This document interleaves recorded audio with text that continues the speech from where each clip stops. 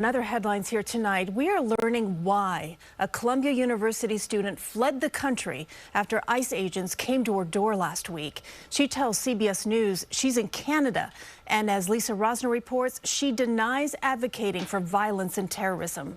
37-year-old Ramjani Srinivasan is sharing why she left her Columbia University apartment and boarded a plane out of LaGuardia last week to Canada. The doctoral student says days earlier she learned her student visa was revoked and immigration agents visited her without a warrant. That I would be detained indefinitely, that was really my greatest fear. And with little legal recourse to fight anything that they throw at me. The doctoral student sat down with Lilia Luciano in an interview that will air on CBS Mornings Tuesday. Last week, the Secretary of Homeland Security said the citizen of India and Fulbright scholar was involved in activities supporting Hamas. I have done nothing wrong, and I was unsure why they were sort of persecuting me.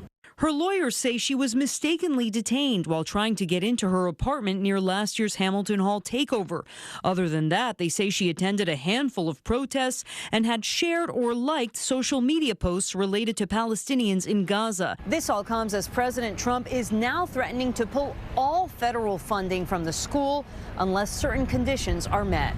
Columbia has a Wednesday deadline to respond to a letter the Trump administration sent last week that outlines multiple steps Columbia needs to take, including a mask ban, reforming admissions practices, and adopting a definition of anti-Semitism. We applaud the current administration. If you can't define something, how in the world can you fight it and fix it, essentially? But attorney Jeremy Rosenthal says it's unconstitutional for the administration to withhold all federal funding, even though in its letter it says it can because the school is violating the Title VI Civil Rights Act. Title VI is Congress. It's not the executive. The federal government can't bully people with dollars for them to give up constitutional rights. We can't start denying cancer research because of how Columbia defines anti-Semitism. Columbia University declined to comment. In Morningside Heights, Lisa Rozner, CBS News, New York.